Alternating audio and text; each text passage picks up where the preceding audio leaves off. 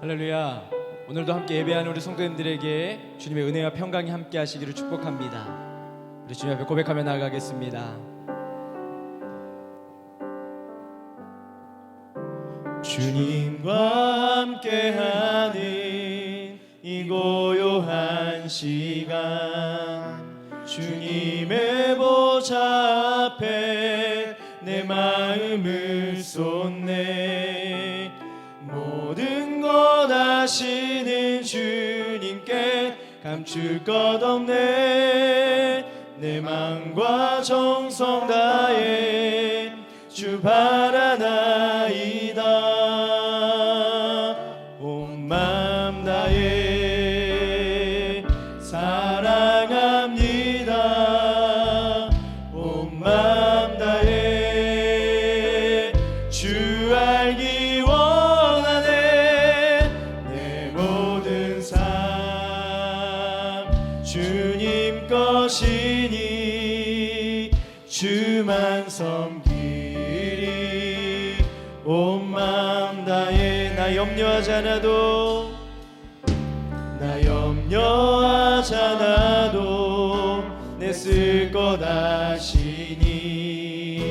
나 오직 주의 얼굴 구하게 하소서. 다 이해할 수 없을 때라도 감사하며 날마다 순종하며 주 따르오리다. 온 마음 다해 사랑합니다.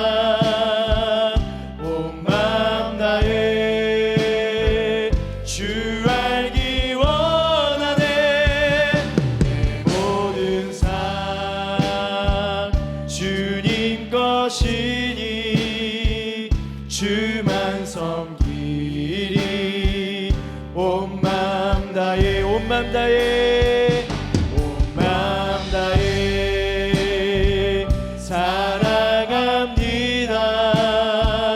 온 마음 다해 주 알기 원하네. 내 모든 삶 주님 것이니 주만 섬기리. 다시 한번 고백할까요? 온 마음 다해 주님 사랑을 고백합니다. 온 마음 다해 사랑합니다. 온 마음 다해 주 알기 원하네. 내 모든 삶 주님 것이니 주만 섬기리. 온 마음 다해. 우리 시간 잠잠히 묵상하며 기도했으면 좋겠습니다. 하나님, 우리의 마음을 다하여 주님을 높입니다. 이 시간 기도하겠습니다.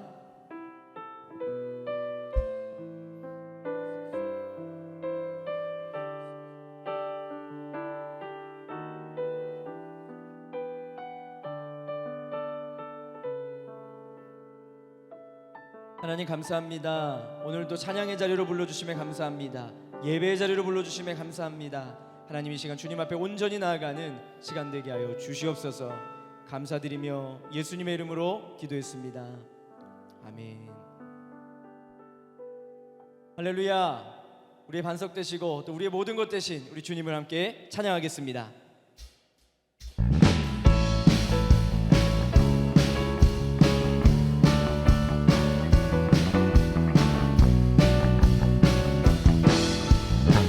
나의 반석이신 하나님, 나의 반석이신 하나님, 행하신 모든 것 완전하시네. 나의 생명 되신, 나의 생명 되신 하나, 내게 행하신 일, 내게 행하신 일 찬양합니다.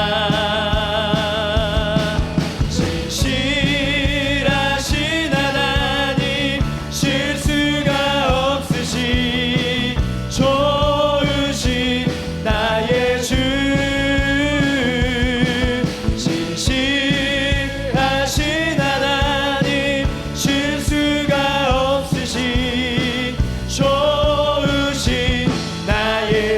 나의 반석이신 나의 반석이신 하나님 행하신 모든 것 완전하시네. 나의 생명 되신 나의 생명 되신 하나님 내게 행하신 일 찬양합니다. 신실하신 하나님 신실하신 하나님 실수가 없으신 좋으신 나의 주 신실하신 하나님 실수가 없으신 좋으신 나의 주 신실하신 하나님 신실하신 하나님 실수가 없으신 좋으신 나의 주 신실하신 하나님 실수가 없으신 좋으신 나의 찬양하세 찬양하세 찬양하세 함께 소리 높여 찬양 드리세 찬양하세 찬양하세 찬양하세 함께 소리 높여 찬양 드리세 찬양받기에 찬양받기에 합당하신 주님 언제나 동일하신 주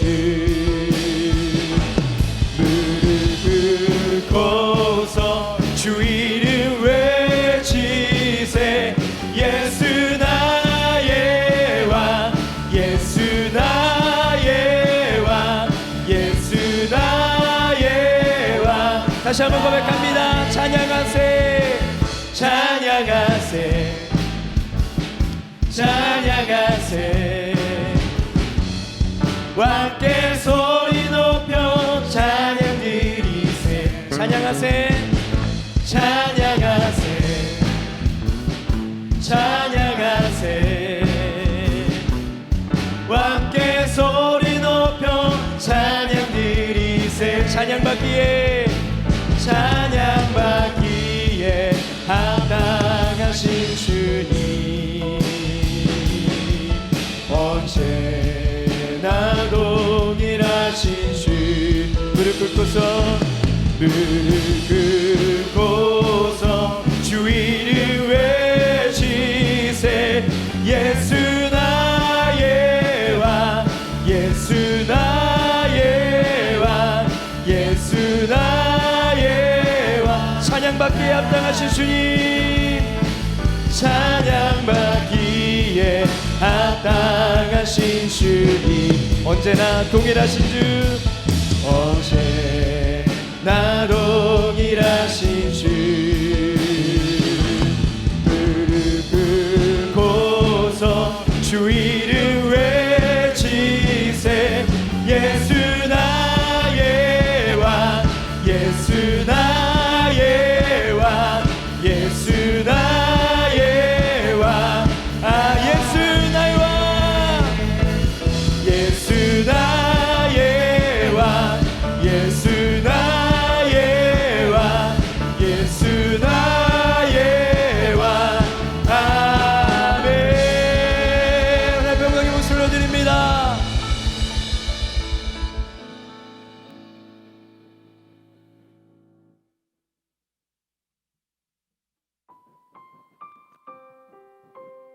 찬양의 고백을 통해서 우리의 삶이 회복되길 원합니다. 두려워하지 말아라 하는 하나님의 음성을 생각해보며 찬양하겠습니다.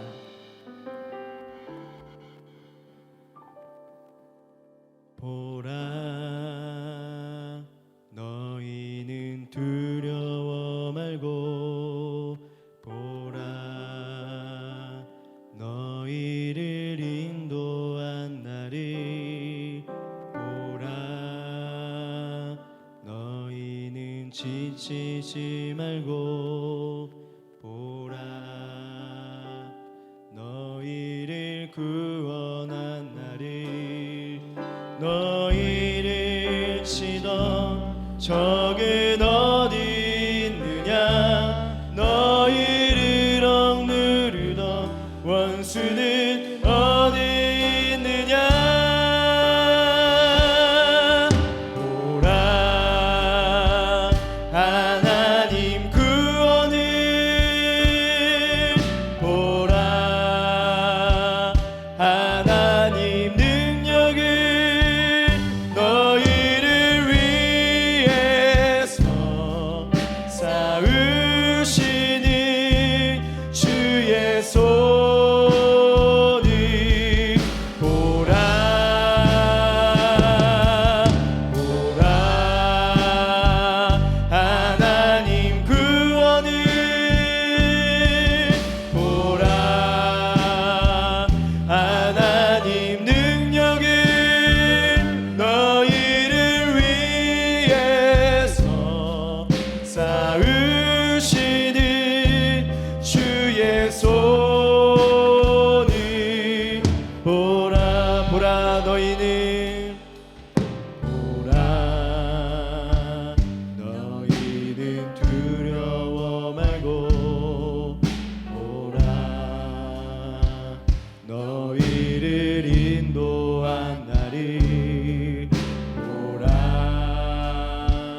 너희는 지치지 말고 보라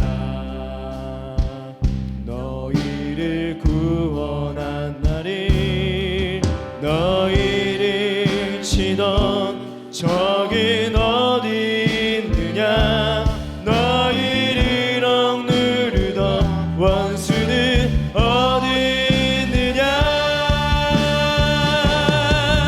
보라 하나님 구원을 보라 하나님 능력을 너희를 위해서 쌓으시니 주의 손이 보라 보라 하나님 구원을 보라 하나님 능력을 너희를 위해서 쌓으시니 주의 손이 주 사랑 거친 풍랑에도 주 사랑 거친 풍랑에도 깊은 바다처럼 나를 잠잠케 해. 주 사랑 내 영혼의 반석 그 사랑이에 다시 한번 주 사랑 거친 풍랑에도 주 사랑 거친 풍랑에도 깊은 바다처럼 나를 잠잠케 해. 주 사랑 내 영혼의 반석 그 사랑 위에 서리 내가 주인 삼은 모든 건 내려놓고 내 주 대신 주 앞에 나가 내가 사랑했던 모든 건 내려놓고 주님만 사랑해 내가 주인 삼인 모든 건 내려놓고 내 주 대신 주 앞에 나가 내가 사랑했던 모든 건 내려놓고 주님 주님만 사랑해. 주 사랑 거친 풍랑에도 주 사랑 거친 풍랑에도 깊은 바다처럼 나를 잠잠케 해. 주 사랑 내 영혼의 반석 그 사랑 위에 다시 한번 고백할까요? 내가 주인 삼은 내가 주인 삼은 모든 것 내려놓고 내 주 되신 주 앞에 나가 내가 사랑했던 모든 것 내려놓고 주님만 사랑 주 사랑 거친 풍랑에도 주 사랑 거친 풍랑에도 깊은 바다처럼 나를 잠잠케 해. 주 사랑 내 영혼의 반석 그 사랑 위에 우리 손들과 함께 찬양합니다. 그 사랑 그 사랑 거친 풍랑에도 깊은 바다처럼 나를 잠잠케 해. 주 사랑 내 영혼의 반석 그 사랑 위에 서리. 우리 시간 함께 기도하실 때에 하나님 예배 가운데 임하여 주시옵소서. 말씀도 하여 주시옵소서. 기도합니다. 하나님의 선에 감사합니다. 우리 사랑하시고 인도하여 주시옵소서. 우리 주 앞에 나와 찬양으로 나가게 하시며 감사드립니다. 하나님 이 시간 예배할 때에 우리의 주인 삼았던 모든 것들 주 앞에 내려놓고 주님 앞에 온전히 나아가 주님만 바라보며 주님을 사랑한다고 고백하며 주님의 기쁨이 될 수 있는 귀한 예배가 되게 하여 주시옵소서. 하나님 이 시간 온전히 우리 예배를 받아 주시옵소서. 하나님 은혜와 사랑에 감사드립니다. 하나님 온 마음 다하여 주님 앞에 나아가오니 하나님 이 예배를 받아 주시옵소서. 하나님 말씀 가운데 임하여 주셔서 우리의 삶에 꼭 필요한 말씀 우리가 길잡이로 바라보고 나아가는 귀한 말씀으로 함께하여 주시옵소서. 감사드리며 예수님의 이름으로 기도했사옵나이다. 아멘.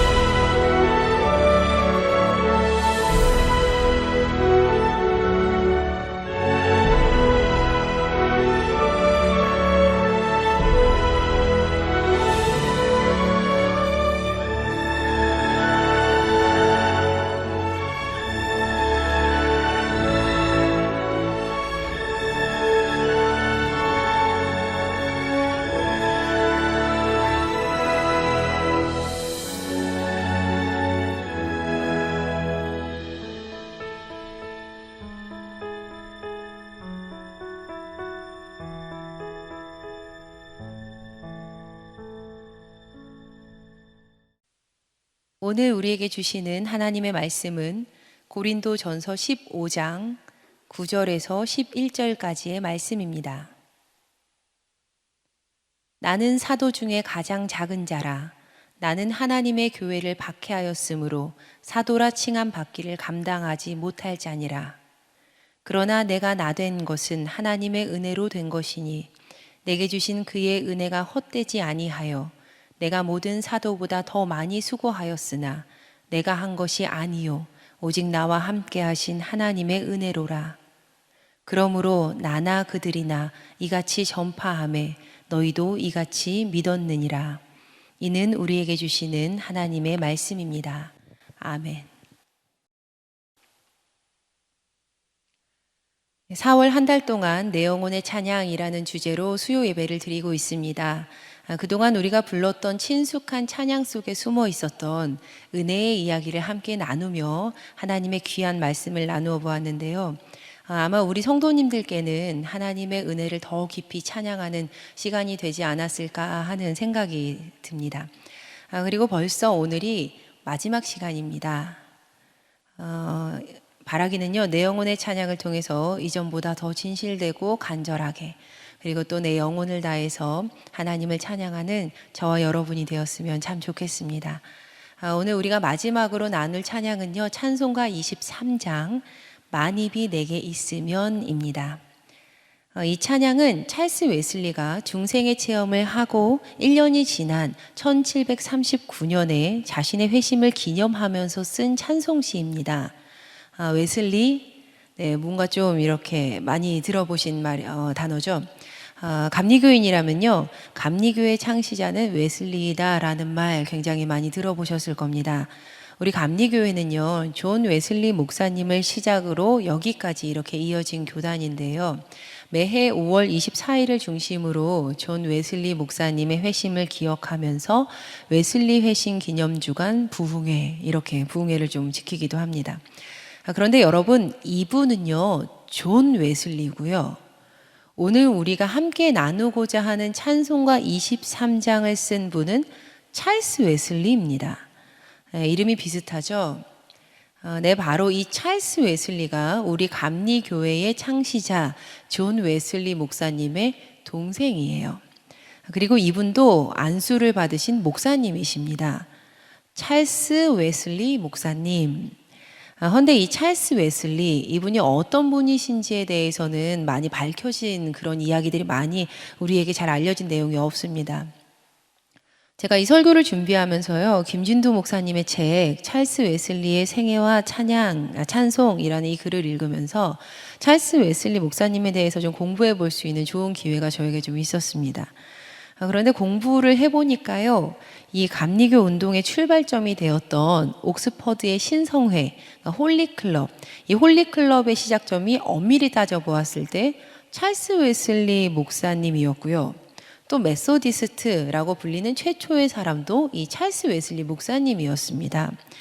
격가지로 우리 감리교회를 메소디스트 처치라고 이렇게 하거든요.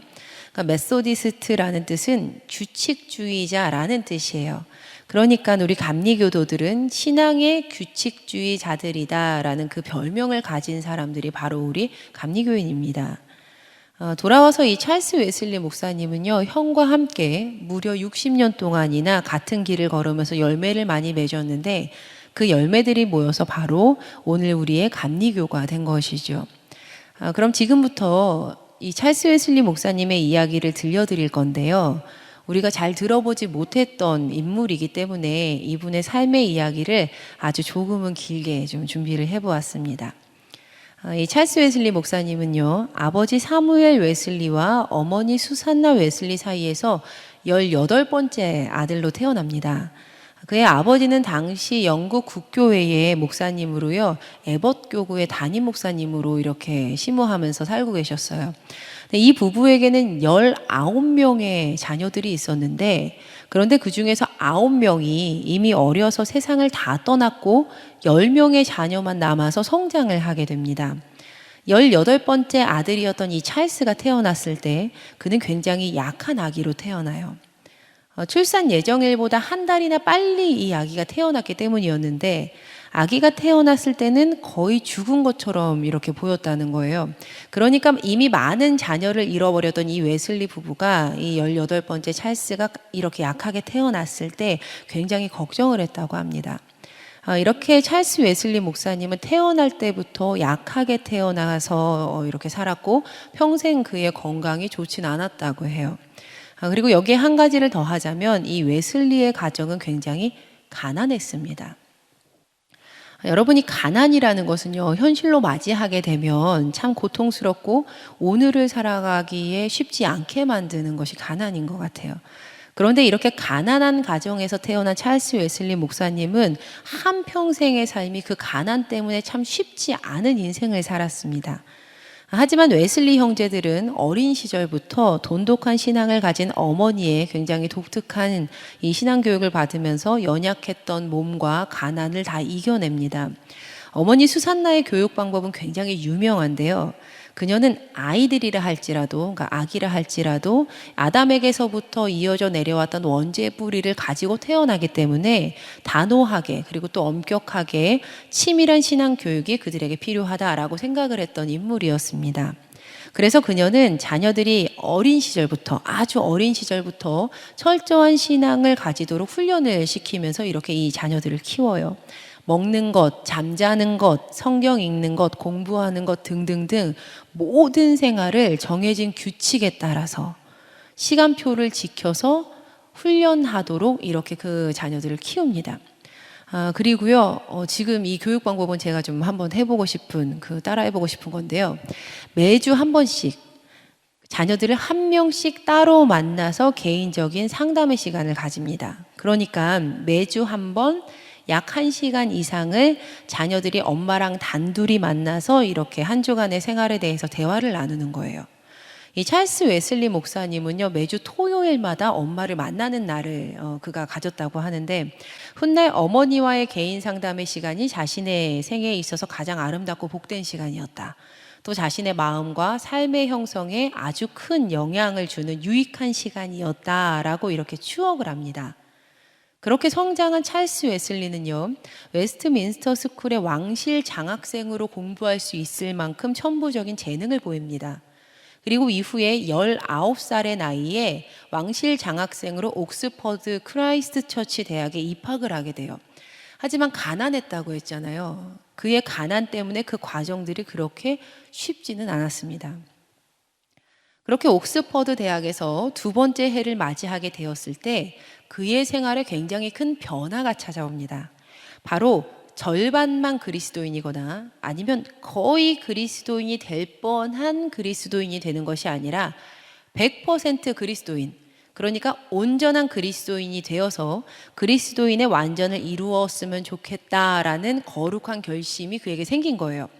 그래서 그는 경건의 훈련에 정진하기 위해서 같은 마음을 가진 이들과 함께 모임을 시작하게 되는데, 바로 이것이 감리교의 모체인 옥스퍼드에서 시작이 되었던 신성회, 그러니까 홀리 클럽이 바로 이 모임입니다. 당시 존 웨슬리 목사님은요, 이 찰스 웨슬리 목사님의 형, 그리고 우리 감리교를 이제 창설한 존 웨슬리 목사님은요, 옥스퍼드에서 교수 생활을 하고 있을 때였어요.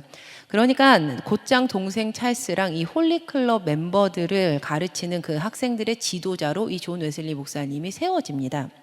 그들은 일정한 규칙을 따라서 거룩한 생활을 훈련하면서 정통의 신앙을 배우기 위해서 전력을 다해요.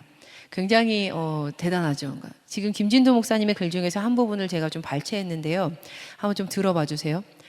매주 2-3번씩 규칙적으로 모여 열심으로 자세히 성경을 읽고 경건의 증진을 위해 유익한 서적을 읽으며 일정한 규칙을 따라 거룩한 생활을 훈련하며 정통의 신앙을 배우고 지키기 위하여 전력을 다한다. 여러분, 이들이 했던 이 신앙 훈련의 모습입니다. 다 청년이었어요. 다 청년. 굉장히 젊은 청년들. 대단하죠. 이후 홀리클럽은요, 학문의 연구, 또 경건의 훈련, 또 사회적인 사랑의 실천, 이것들을 다 조화롭게 실행하는 모임으로 풍성하게 이렇게 성장해집니다. 그런데 여러분, 이쯤 되니까요, 무엇이 떠오르시나요? 바로 어머니 수산나, 이 어머니 수산나의 신앙훈련 방법. 어린 시절부터 규칙적인 훈련을 해왔던 이들이 이렇게 감리교의 모체가 되는 홀리클럽을 규칙적인 신앙의 훈련을 하는 모임으로 이렇게 만들어가고 시작하게 된 것입니다. 이렇게 규칙적인 신앙의 훈련은 그들에게 있어서 굉장히 중요했어요. 또 우리 신앙인들에게도 마찬가지로 굉장히 중요하죠. 지금 우리에게도. 그런데 바로 이 부분이 하나님께서 찰스 웨슬리 목사님을 만지기를 원하는 부분이었습니다. 다시 한번요. 그런데 바로 이 부분이 하나님께서 찰스 웨슬리 목사님을 만지시기를 바라는 부분이 바로 이 부분이었어요. 아버지를 여인 후에 웨슬리 형제는 함께 아메리카 조지아로 선교를 떠나게 되는데, 이 선교의 목적이요, 찰스 웨슬리 스스로에게 자기 자신의 영혼을 구원하는 것이었어요. 좀 의아하죠? 조금 더 들어보세요. 그런데 조지아 선교를 떠나는 그 시작점부터가 이 웨슬리 형제들에게는 공포 그 자체였습니다. 왜냐하면 그들이 탔던 시몬즈호 이 배가 태풍 때문에 거의 죽음의 문턱까지 막 오갔기 때문이었어요. 그리고 바로 그곳에서 이 찰스 웨슬리 목사님에게 충격적인 사건이 하나 벌어지는데, 그것은 바로 죽음이 입을 벌리고 있는 그 현장에서의 모라비아 교인들의 모습이었습니다.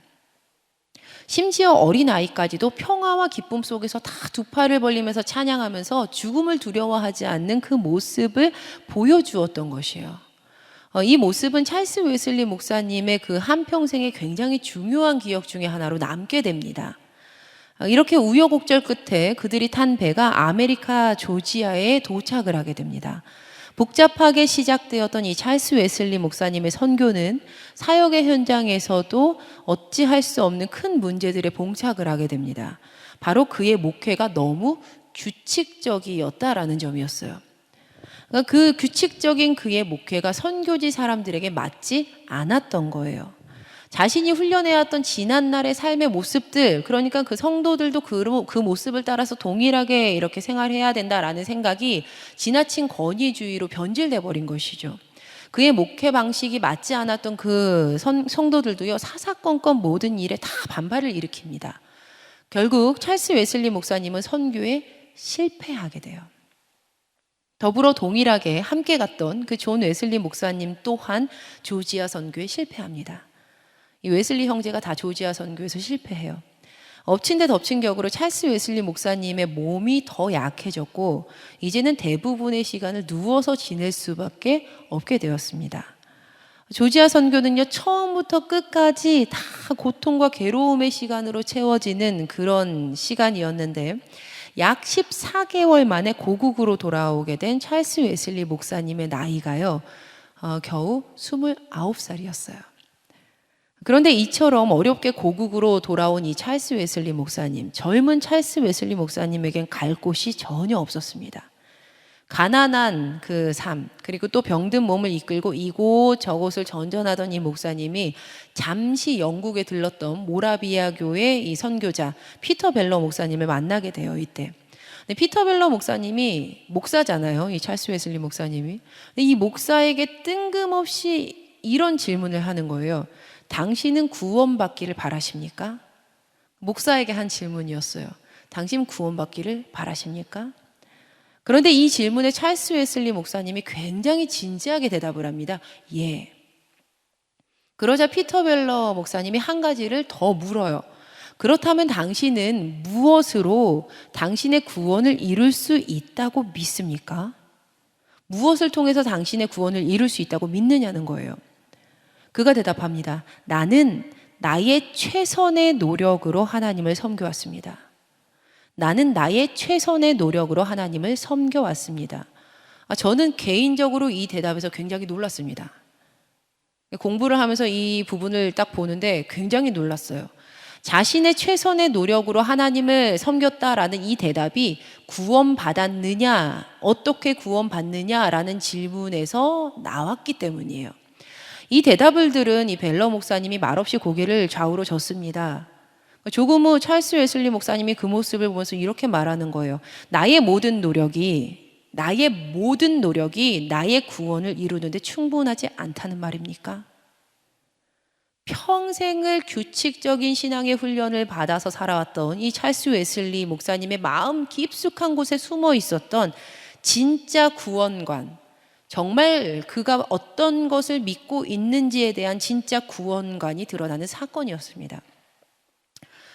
여러분, 우리는요, 예수 그리스도의 십자가와 부활의 공로를 믿음으로 구원을 선물 받습니다. 할렐루야, 아멘. 여러분, 이 사실 믿으십니까? 아멘. 저도 믿습니다. 그런데 우리의 진짜 마음이요, 이 깊은 곳에 몰래 숨겨져 있는 경우가 굉장히 많습니다. 내가 무언가를 해야 할 것 같아요. 내가 무언가를 한 것 같아요. 나는 오랜 시간 동안 이 교회에 다녔으니까 마치 내가 이 교회의 주인인 것처럼 행동합니다. 내가 다 알아요. 내 방법이 다 맞고요. 왜냐하면 이 교회에 내가 오래 다녔으니까. 결국 이 예배의 주인이 나예요. 또 내가 오랫동안 봉사했으니까 이 봉사의 자리와 사람들의 관심과 또 그 보상이 바로 오늘 내가 구원받았다라는 마음을 들게 만들어요. 물론 하나님께서 일하셨기 때문에 우리도 일합니다. 반드시 신앙의 훈련은 필요해요. 분명한 사실은 신앙의 규칙적인 훈련은 우리를 구원으로 인도하는 데에 아주 좋은 길이다라는 사실이에요. 그러나 만약 구원을 이루는 데 나의 공로가 들어간다라고 착각하게 만드는 어리석은 마음이 이 마음 깊숙한 곳에 숨어들어서 집을 짓고 당연한 듯이 숨어서 살아가고 있다면 안타깝게도 우리는 천국과 멀어질 수 있습니다. 나는 나의 최선의 노력으로 하나님을 섬겨왔습니다. 이 찰스 웨슬리 목사님의 숨어 있었던 이 마음, 저를 포함한 우리 모두는 이 마음을 주의해야 합니다. 이 만남이 있은 후에 이 찰스 웨슬리 목사님의 병은 더 깊어졌고요. 더 큰 고통을 그의 인생에서 겪게 됩니다. 당시 목사님은 이 브레이라는 노쇠 장인의 집에서 얹혀 살고 있었는데요. 이 브레이는 아주 신실한 믿음을 가지고 있었던 그런 사람입니다. 배움은 없었지만 존경받을 사람이었어요. 브레이 가족은요, 이 병이 짙어지는 이 찰스를 위해서 늘 기도를 했는데, 찰스 웨슬리 목사님이 그들과 함께 이렇게 살게 되었던 그날부터, 그 시작되는 날부터 목사님과 함께 하나님께서 구원에 이르는 확실한 믿음을 우리에게 주세요라고 이렇게 기도를 하고 있었어요. 그러던 어느 날이었습니다. 찰스 웨슬리 목사님이 우연히 루터의 글을 읽게 되는데요. 그렇다면 우리는 아무것도 할 일이 없다는 말인가? 그렇다. 아무것도 할 일이 없다. 다만 하나님으로 말미암아 우리에게 지혜와 의 그리고 성화와 구속이 되신 그분을 받아들이기만 하면 된다. 내 영혼의 찬양 첫 시간에 나누었던 곡 내주는 강한 성의호를 작사했던 말틴 루터의 갈라디아서 주석 머릿말이었습니다. 그렇게 찰스 웨슬리 목사님은 말틴 루터의 이 책을 읽으면서 하나님의 특별한 은혜가 있었던 그 섭리의 시간을 보내게 됩니다. 하지만 여전히 이 찰스 웨슬리 목사님의 병은 위독했고요. 숨을 쉴 수 없을 정도로 심장에 통증이 느껴지고 피를 계속 흘렸다고 해요.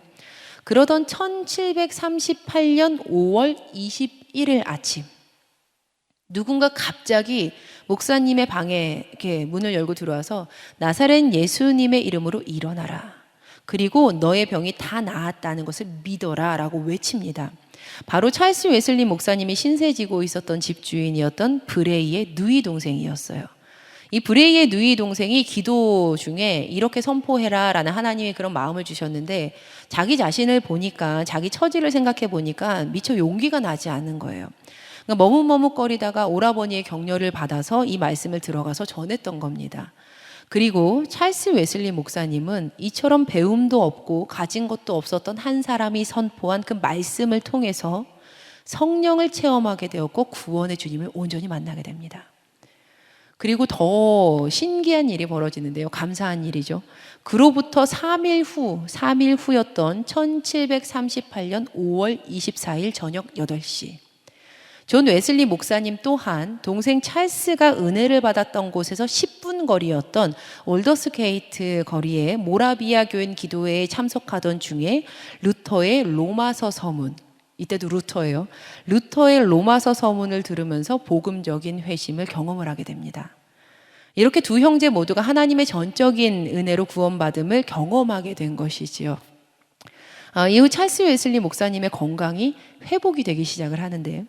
회심을 경험한 후 1년, 그러니까 회심을 경험한 지 1년 후에 1739년에 자신의 회심을 기념하면서 찬양시를 한 편 하나님께 올려드립니다. 바로 찬송가 23장 만입이 내게 있으면입니다. 만입이 내게 있으면 그 입 다 가지고 내 구주 주신 은총을 늘 찬송하겠네. 내 은혜로우신 하나님 날 도와주시고 그 크신 영광 널리 펴 다 알게 하소서. 내 주의 귀한 이름이 날 위로하시고 이 귀에 음악 같으니 참 희락되도다. 내 죄의 권세 깨뜨려 그 결박 푸시고 이 추한 마음을 피로써 곧 정케하셨네. 이후 그는 32세부터 48세까지 약 16년 동안 인생의 황금기를요, 야외 설교를 하면서 복음을 전하고 또 부흥운동 하는데 앞장을 서게 되는데, 찰스 웨슬리 목사님의 과거의 성향을 생각해 보면, 그리고 그분이 살았던 이 삶을 생각해 보면 그와는 전혀 맞지 않는 그러한 삶의 자리였습니다. 심지어 이 사역은요, 영국 국교회에서도 반대하고 있었던 사역이었어요. 그러나 하나님께서 강권적으로 부르신다라는 것을 알았던 이 부르심으로 말미암아 찰스 웨슬리 목사님은 이전에 그의 인생과는 전혀 다른 삶의 자리로 이끌림을 받게 되었습니다. 그의 삶의 회심을 기억하며 지은 이 찬송가를 불러봤을 때 오늘 우리가 함께 읽었던 본문 말씀이었던 고린도 후서 15장 9절에서 11절의 말씀이 떠올랐습니다. 이 말씀은 바울의 저작인데요. 바울이 고린도 교인들에게 자신의 삶이 어떠했는지를 그려주는 내용이에요. 그는 자신의 인생을 다음과 같이 이렇게 소개하고 있습니다. 나는 사도 중에 가장 작은 자라. 나는 하나님의 교회를 박해하였으므로 사도라 칭함 받기를 감당하지 못할 자니라. 그러나 내가 나된 것은 하나님의 은혜로 된 것이니 내게 주신 그의 은혜가 헛되지 아니하여 내가 모든 사도보다 더 많이 수고하였으나 내가 한 것이 아니요 오직 나와 함께 하신 하나님의 은혜로라. 그러므로 나나 그들이나 이같이 전파하매 너희도 이같이 믿었느니라. 아멘. 우리가 잘 알고 있듯이 이 바울은 처음부터 주님의 사도로 살았던 사람이 아니었습니다. 그는 교회를 박해하는데 열심을 다했던 사람이었고 예수님을 믿는 사람들을 잡아서 옥에 가두고 그들의 인생을 다 모조리 망가뜨리는 것이 삶의 최우선의 과제였던 그러한 사람이었어요.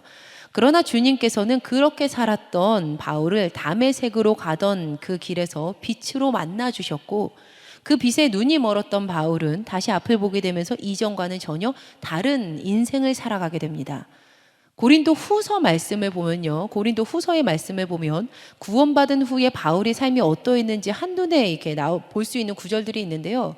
마치 찰스 웨슬리 목사님 인생처럼 구원받기 이전과 이후에 전혀 다른 모습을 보이고 있습니다. 제가 한번 읽어드릴게요. 그들이 그리스도의 일꾼이냐 정신없는 말을 하거니와 나는 더욱 그러하도다.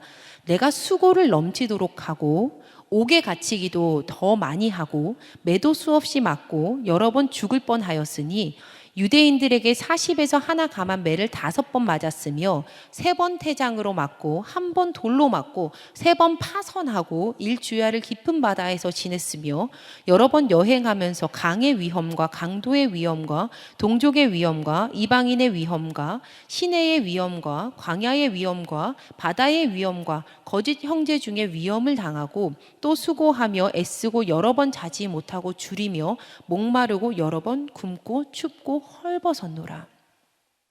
바울은 주님을 위해서 전 인생과 목숨까지도 걸었던 삶을 살아가게 됩니다. 그런데 그가 하는 고백을 들으면요, 그 자신이 이렇게 변해서 이전과 전혀 다른 삶을 살게 된 이유가 스스로의 노력이나 잘남 때문이 아니라는 거예요. 내가 믿음이 너무 좋아서 이렇게 된 것도 아니라는 겁니다. 고린도전서 15장 10절 말씀, 그러나 내가 나 된 것은 하나님의 은혜로 된 것이니 내게 주신 그의 은혜가 헛되지 아니하여 내가 모든 사도보다 더 많이 수고하였으나 내가 한 것이 아니요 오직 나와 함께 하신 하나님의 은혜로라. 바로 지금의 내가 나 된 것은 다 하나님의 은혜라는 겁니다. 아무리 내가 다른 사람들보다 더 많이 수고했다 하더라도, 더 노력했다 하더라도, 내 것을 더 드렸다 할지라도 내가 그렇게 할 수 있었던 것은 나의 의로움이 한 것이 아니라 나와 함께 하셨던 하나님의 은혜라는 겁니다. 여러분, 찰스 웨슬리 목사님의 말년은요, 아주 많은 찬송가를 남겼고요. 예수님처럼 거리의 전도자가 되어서 길 위에서 가난한 이들에게 복음을 전했고, 또 당시 짐승 우리보다도 못했던 감옥까지 찾아가면서 정기적으로 찾아가서 꾸준히 복음을 전합니다. 당시 감옥에는 억울하게 잡혀왔던 사람들이 굉장히 많았다고 해요. 가난해서 잡혀온 사람들, 돈 없어서 잡혀온 사람들. 또 과거에 조지아에서는 선교를 실패했잖아요. 그런데 아일랜드 선교를 마칠 때는요, 신자들이 가지 마세요라고 하면서 찰스 이 목사님을 막 붙들고 통곡하고 하는 그 은혜로운 선교를 마치게 됩니다. 저는 찰스 웨슬리 목사님의 이렇게 변해가는 삶의 이야기를 좀 이렇게 보면서, 이분이 하나님의 말씀을 삶으로 드러냈던 삶을 살았구나라는 그런 생각을 했어요. 또 참 대단하다. 어떻게 이렇게 살 수 있을까라는 그런 마음이 들었습니다. 그런데 그렇게 주님을 따라서 자신의 인생의 모든 것을 내어드리면서 복음의 삶을 살았던 이분의 입술에서 나온 그 고백이 무엇이었습니까? 만 개의 입이 나에게 있으면요, 그 모든 입 다 가지고 나의 구원자 주님께서 주신 은총을 늘 찬송하겠다라는 거예요. 그냥 그거면 끝이랍니다. 만 입이 내게 있으면 그 입 다 가지고 내 구주 주시는 종을 늘 찬송하겠네. 제가 20대 초반이었던 화창한 봄날의 어느 날이었습니다. 몸이 좀 좋지 않아서 병원에 들렸고요. 그리고 이제 약을 타려고 약국에서 이렇게 기다리고 있었어요. 그런데 잠시 후 약국 문이 이렇게 빼곡히 열리면서 나이가 굉장히 지긋했던 할머님 한 분이 들어오셨습니다. 그러더니 약사 아저씨에게 이렇게 성큼성큼 가서 대뜸 이렇게 말하는 거예요. 약사 양반, 예수님 믿어야 해요. 그래야 천국에 갈 수 있어요. 그런데 이 약사 아저씨가 이 할머님이 전하는 복음에 귀를 기울이는 거예요. 그리고 이분이요, 이렇게 준비된 마음밭을 가지고 있었던 분이었어요. 여러분 전도하다 보면 이런 분 진짜 만나거든요. 근데 사실은 자기도 오랫동안 너무 교회 가보고 싶었는데 아무도 복음을 자기에게 전하지 않더라는 거예요. 그러더니 잘 알겠다고 이번 주일부터 할머니 따라서 그 교회 가겠다고 이렇게 얘기를 한 겁니다. 그런데 이제 그렇게 복음이 전해졌다. 내가 전도했다라는 강력한 기쁨을 느끼면서 전도의 힘을 얻으신 할머니께서 저를 향해 몸을 돌리시고는 이전보다 더 힘있게 강력하게 저에게 이렇게 말씀하셨어요. 아가씨도 예수님 믿어요. 근데 여러분 당시 제가 누구였습니까? 네, 저는요 갓 신학대학교에 입학한 학생이었어요. 신학생. 신학생에게 예수님을 전하다니요. 그래서 올 것이 왔구나 라는 생각에 제가 의기양양하게 어깨를 딱 펴고 저는 그 할머님의 질문에 전혀 맞지 않는 대답으로 이렇게 말했습니다. 네, 저는 신학대학교를 다녀요. 그리고 그 할머님께서는 제가 이렇게 대답을 했는데도, 그런데 그 할머니께서는 귀가 어두우셨는지 아니면 제 이야기를 안 들으셨는지 신학생이 뭔지 모르셨는지 도무지 제 이야기에는 조금도 반응하지 않으시고 계속 저에게 전도하는 것이었어요. 아니 아가씨, 예수님 믿으라고. 예수님 믿어야 천국 가요. 꼭 예수님 믿어요. 네 할머니, 저 신학대학교 다닌다니까요. 저 신학생이에요. 그렇게 몇 번의 대화가 오고 갔고 결국 저는 네 라고 대답하는 것으로 이 상황을 끝냈습니다. 그리고 집으로 돌아오는 길 내내 마음 한켠에 불편함을 느꼈어요. 왜 나는 그때 예수님 믿는다, 저 예수님 믿어요 라는 고백 대신에 나는 신학생입니다, 저 신학대 다녀요 라는 내가 생각하는 자랑할 만한 의를 내세웠던 것일까? 하루 종일 제 귓가에는요 계속 그 할머님의 예수님 믿어요 라는 그 음성이 맴돌았습니다. 제가 일기를 쓰거든요. 저는 일기를 써요. 근데 그날 저녁에 썼던 일기가 아직도 남아 있습니다. 제가 일기 마지막에 이렇게 써놨더라고요. 그래, 예수님 믿어야지. 오늘도 믿고 내일도 믿고 예수님을 믿어야지. 사랑하는 여러분, 우리는 오늘도 내일도 세상 끝날까지 우리에게 구원을 허락하신 하나님의 신비 예수 그리스도를 믿음으로만 구원을 받을 수 있습니다. 에베소서 2장 8절에는 이런 말씀이 있어요. 너희는 그 은혜에 의하여 믿음으로 말미암아 구원을 받았으니 이것은 너희에게서 난 것이 아니요 하나님의 선물이라. 아멘. 우리는 진심으로 아멘이라고 고백해야 합니다. 심지어 믿을 수 없어 보이는 이 현실 속에 갇혀 있는 것 같다 할지라도 우리는 우리의 구원 되시고 주인 되시는 하나님을 매일, 매시간, 매분, 매초 붙들어야 합니다. 왜냐하면 믿음으로 말미암아 구원받는 것은 쉽게 변하는 사람의 공로가 아니라 천지를 창조하신 하나님께서 우리에게 선물하신 것이기 때문입니다. 여러분, 변치 않는 것을 붙들어야 하지 않겠습니까? 우리의 인생의 마지막 그 순간까지 바로 이 믿음을 우리는 간직하고 살아야 합니다. 하나님께서 선하신 은총으로 나를 구원하신다. 나의 어떠함 때문이 아니라 나의 믿음을 보시고 하나님께서 반드시 선하신 은총으로 나를 구원하신다. 찰스 웨슬리 목사님은요, 이 땅의 모진 인생의 풍파 속에서의 구원과 영원한 나라의 구원, 그 모든 구원을 다 경험한 인물이었습니다. 가난과 병듦, 실패와 낭만, 고통과 괴로움, 하나님께서는 그 모진 풍파 속에서 그를 구원하셨어요. 하지만 절대로 사람의 노력 때문에 하셨던 일이 아니었습니다. 하나님의 은총이었고요, 하나님의 은혜였어요.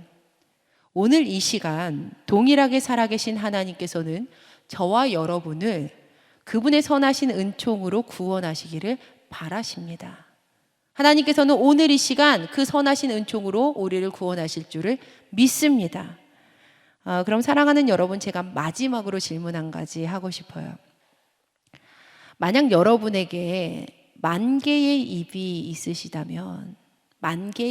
있다면 여러분은 세상에 무엇을 전하고 싶으십니까? 어떤 말씀을 전하고 싶으세요?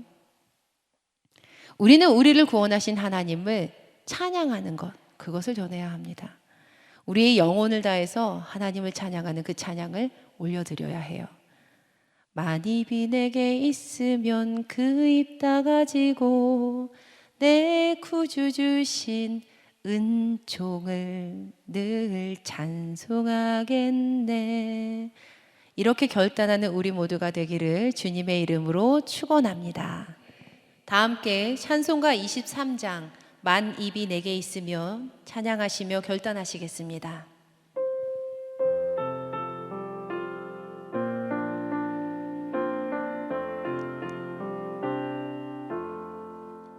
만 입이 내게 있으며 그 입 다 가지고 내 구주 주신 은총을 늘 찬송하겠네.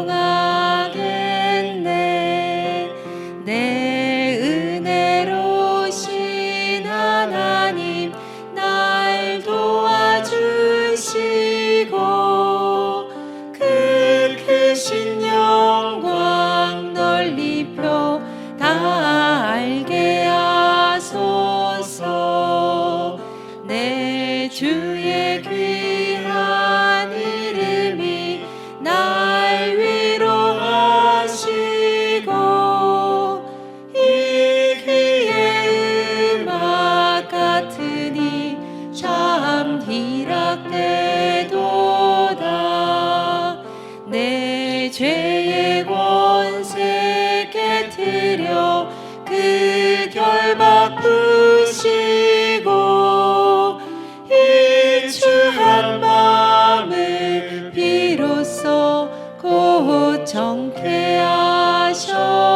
정케하셨네. 사랑하는 여러분, 이 시간 함께 기도했으면 좋겠습니다.